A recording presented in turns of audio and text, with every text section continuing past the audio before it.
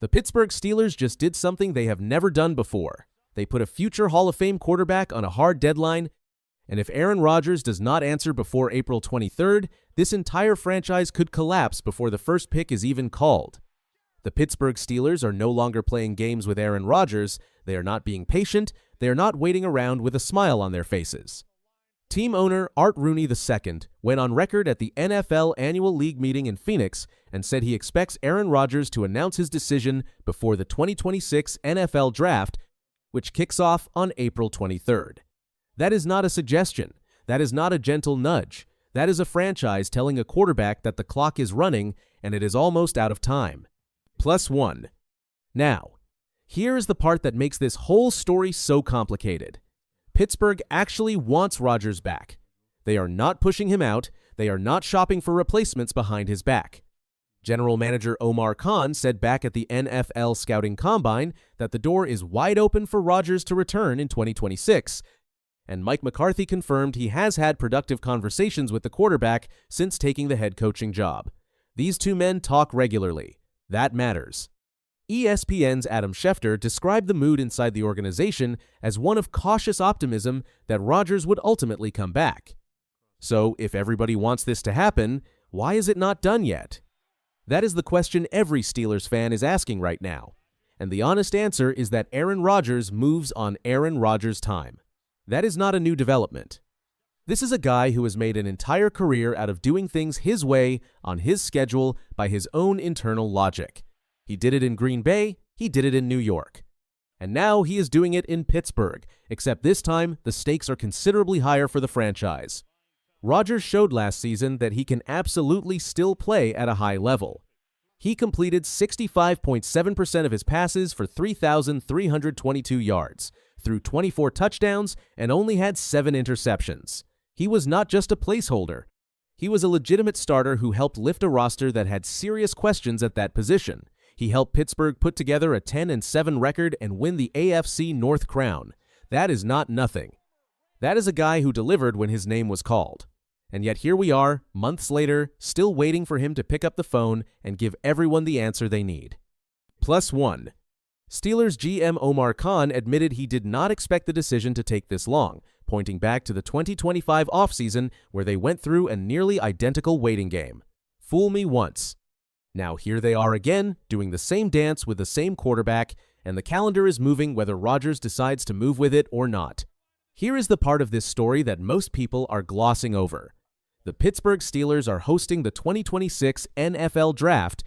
The event runs April 23rd through 25th, right in their own city, in front of their own fans, with the number 21 overall pick in the first round. This should be a moment of celebration for a franchise with one of the most passionate fan bases in professional football. Instead, the entire draft strategy is hanging on one man's personal timeline. ESPN's Mel Kiper Jr. released his latest mock draft with the assumption that Rodgers is coming back, projecting Pittsburgh to focus on offensive line help rather than addressing the quarterback position. But that projection only works if the assumption holds. If Rodgers says no, or worse, if he keeps stalling past April 23rd, everything changes. The draft board flips, the draft room scrambles, and a franchise that was supposed to be in win-now mode suddenly has to pivot into a completely different kind of conversation. Right now, the only quarterbacks on Pittsburgh's roster are veteran Mason Rudolph and 2025 sixth-round rookie Will Howard.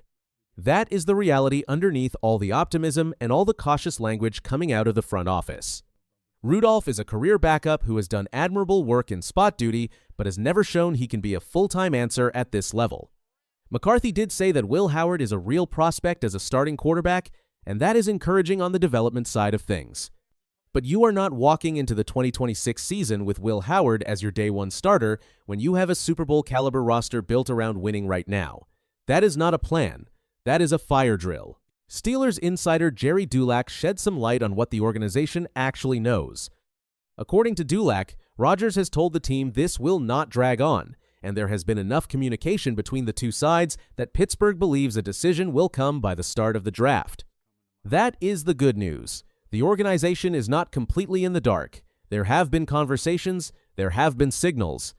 And the sense from people close to the situation is that Rodgers is leaning toward coming back rather than walking away.